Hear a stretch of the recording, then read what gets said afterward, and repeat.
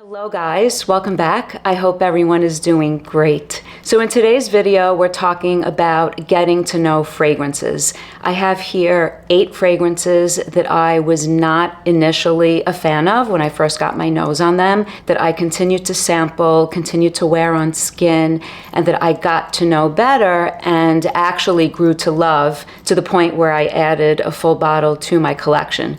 Now, I did not add these 8 fragrances in the last week or in the last month to my collection. These are fragrances that I've been sampling for the last year, I would say. And every once in a while, I like to get some of these fragrances in a video and share how I changed my mind and grew to love these after getting to know them. And there are also so many fragrances that I initially thought were so great that I blind bought or maybe purchased even after sampling that turned out not to work out for me and that I decluttered. So that's a conversation for a different video. But today we're talking about the ones that I grew to love. And let's get started with one from Guerlain, and this is Ambre Samar.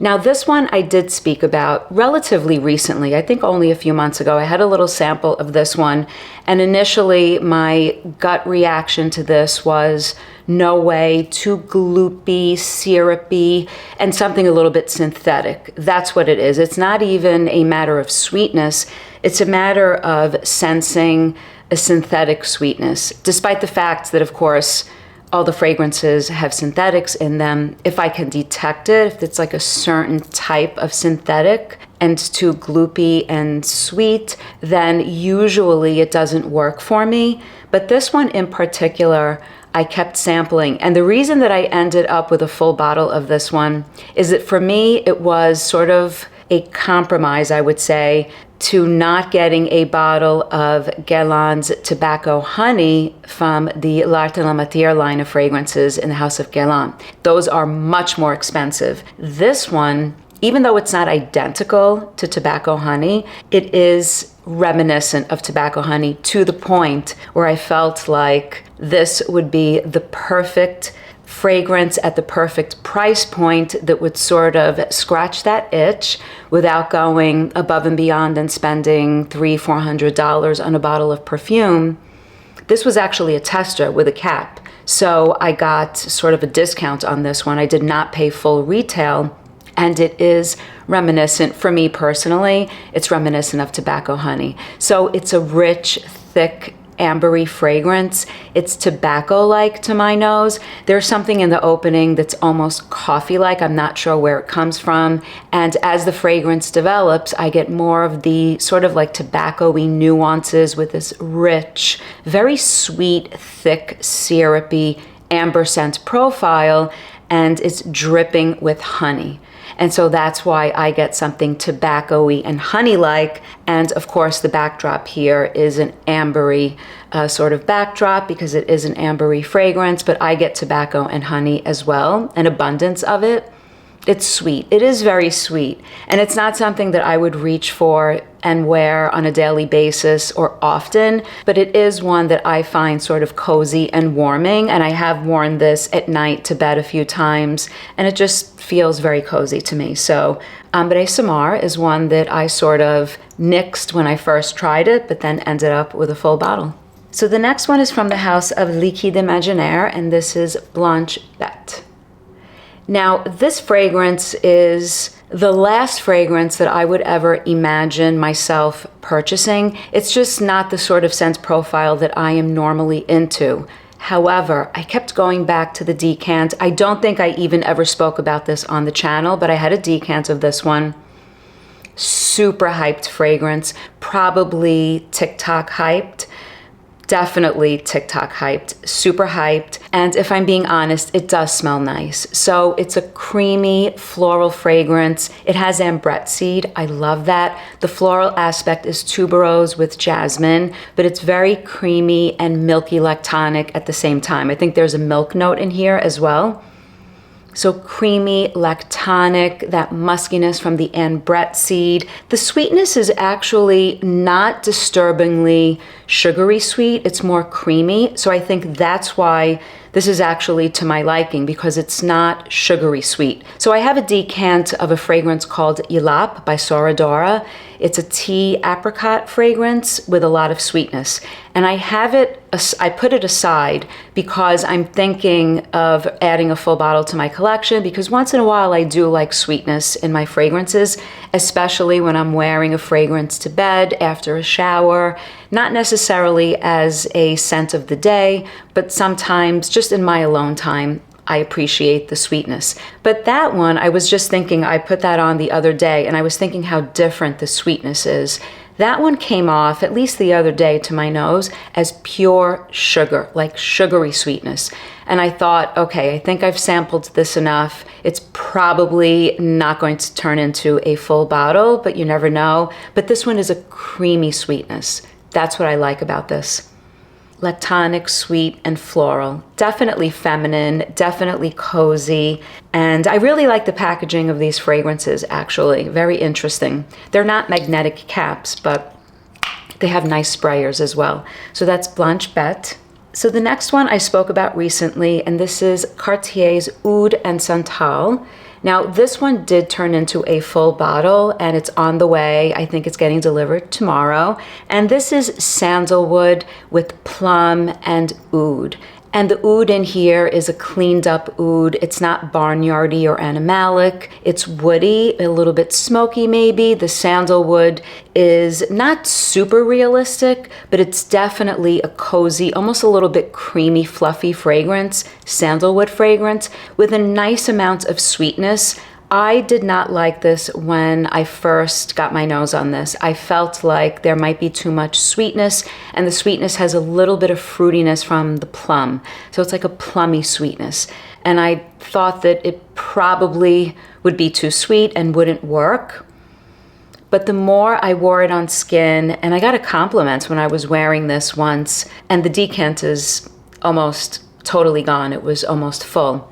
And the more I wore it on skin, the more I found it to be a nice, cozy, sort of creamy, sandalwood, plummy, kind of sweet fragrance. But I don't think the sweetness is sugary sweet.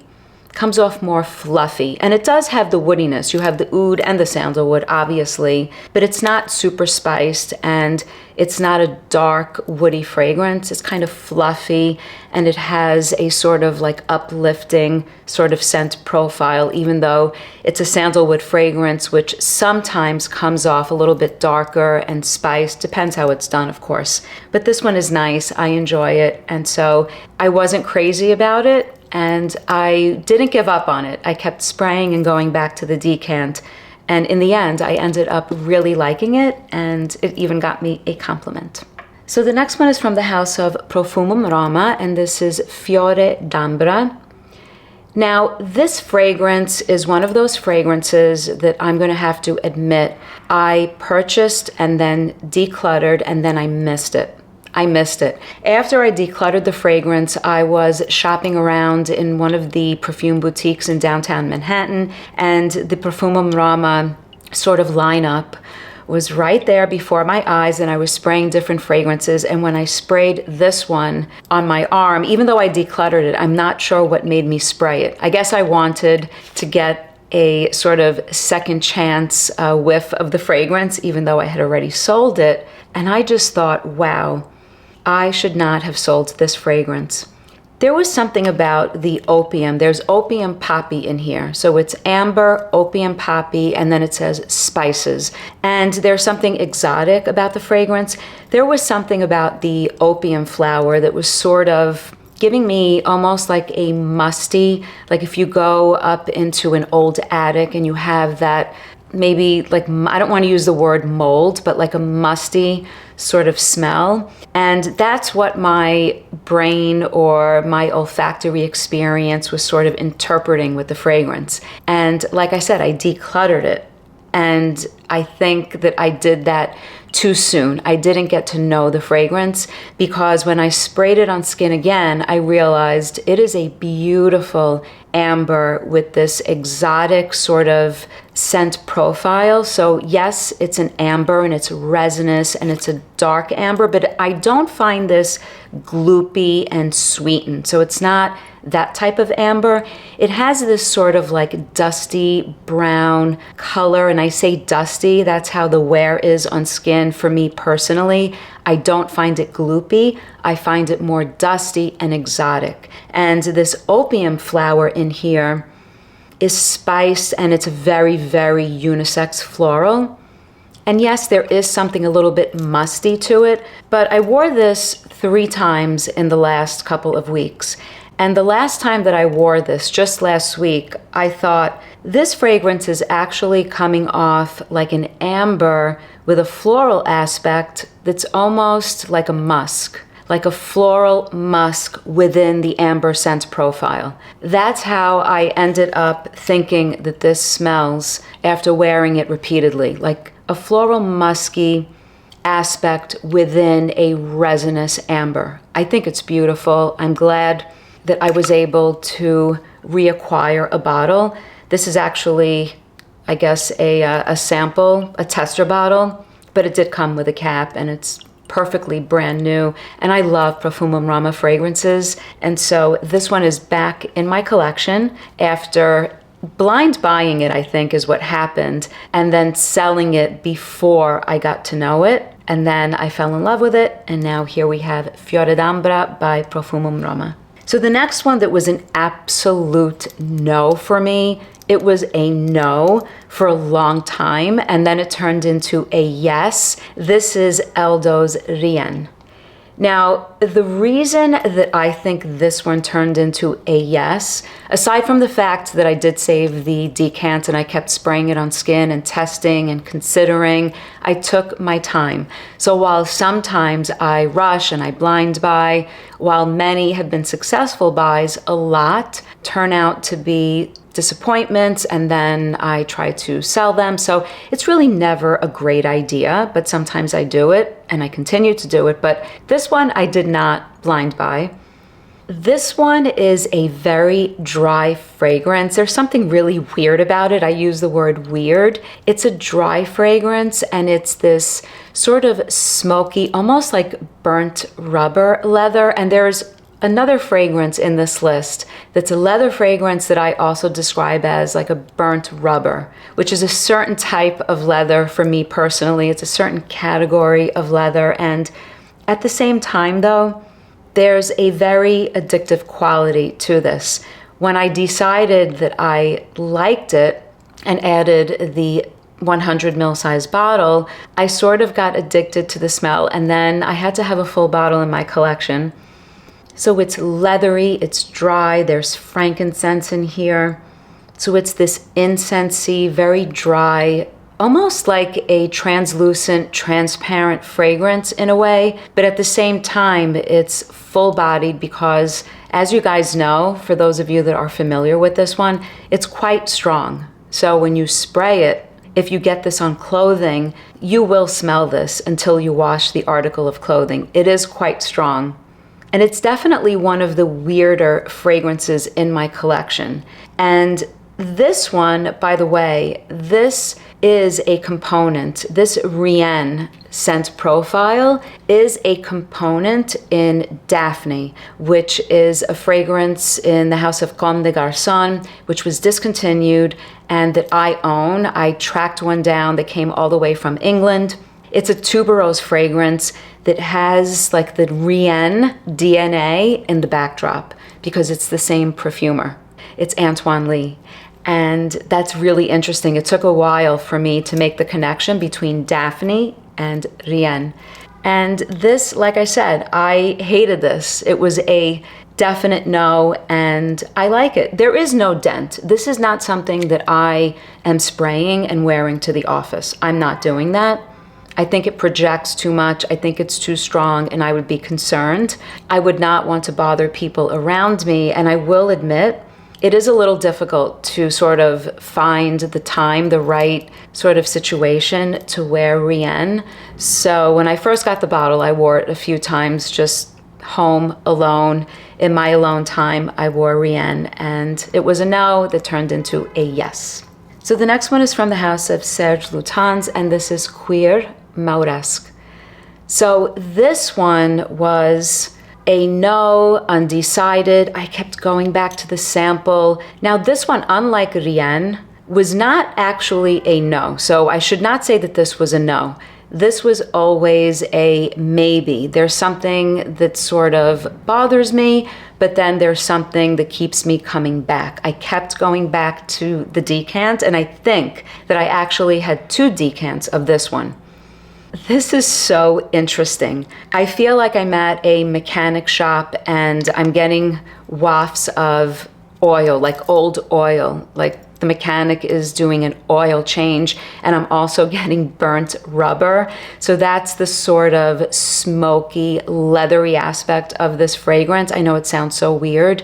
So it has a smokiness and this leathery aspect that's almost oily. There's something oily about it. And there are spices in here, cinnamon, clove, and cardamom. It's a full-bodied fragrance, but this does what Dior's Cuir Mauresque does, and you have this juxtaposition, this contrast from the floral aspect, which is the orange blossom in here, and it's absolutely prominent. And so I think that's what keeps me going back to this one. I love the combination. It's very unique. I like unique fragrances.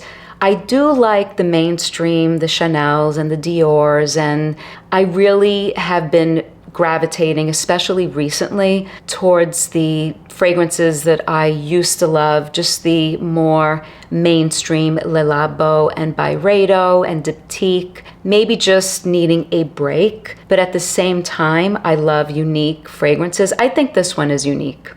So this was definitely a sort of not so sure, and then turned into a full bottle. So it was sort of a no that turned into a yes when I got to know it and I wore it and kept experiencing it on skin, and I decided to go for a full bottle of this one. I will probably never sell this. I'm a big fan of Serge Lutens, and this one definitely is a nice addition to the Serge Lutens collection that I have. So the next one is a discontinued fragrance from the house of Dior, and this is Leather Oud. And this has the separated CD, so it is an older formulation. I'm not sure if this one ever made it to the other bottles when they were repackaged with the connected CD, or if it was discontinued. I'm not sure when this was discontinued. I think it was released in 2009 or 2010, and according to the batch code, this is a 2014 bottle.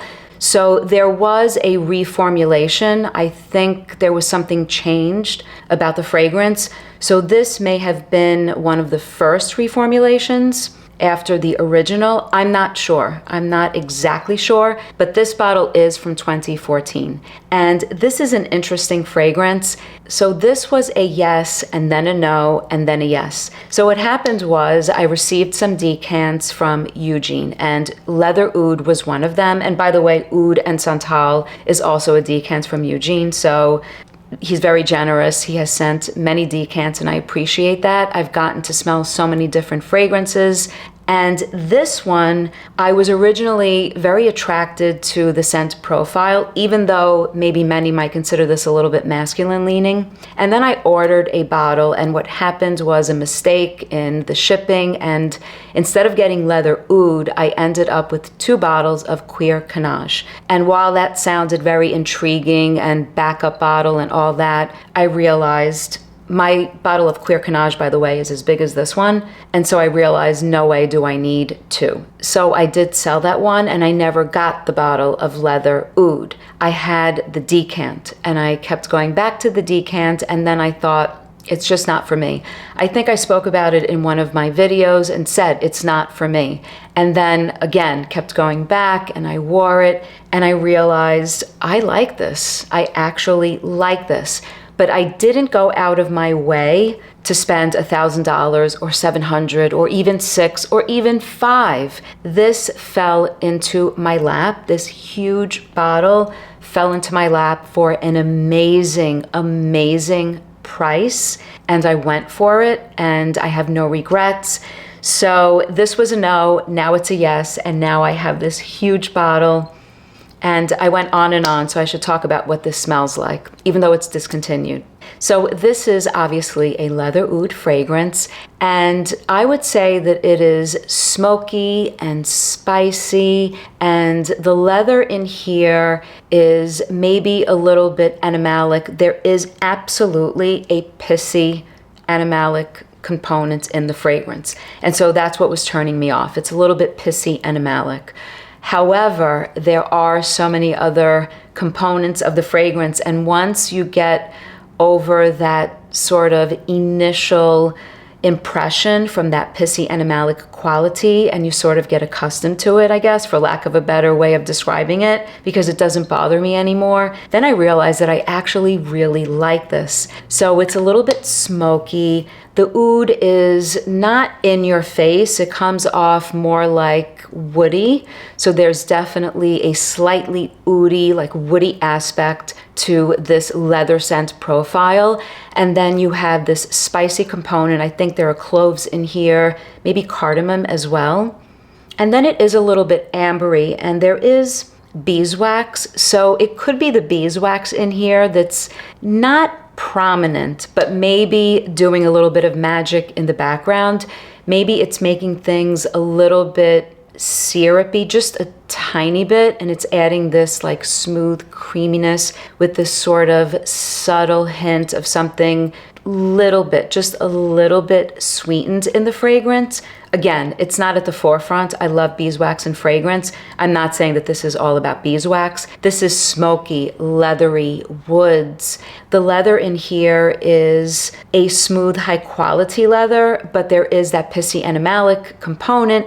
So it's like wearing a high quality pair of boots, leather boots, high quality leather, like cowboy boots, and walking to a horse stable where you have some animalic components at the horse stable, but on your feet are these high quality, beautiful leather, fine cowboy boots, and maybe there are some smoky woods in the backdrop.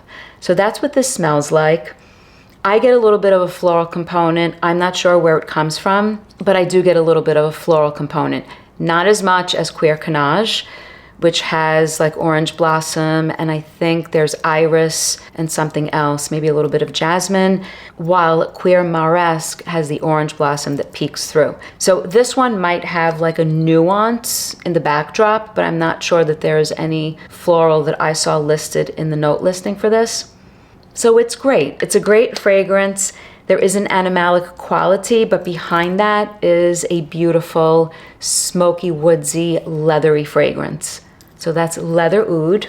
Last but not least, I saved the best for last. This one was a no. It was always a no. And I was always on the fence, even though I said that it didn't work for me probably a couple of times. The truth is that there was a part of me that kept going back, and I just purchased a full bottle and it's on the way because I found a really, really great deal on Joma Shop. And this is Amouage Journey Woman. I have an official sample here, and it's almost gone.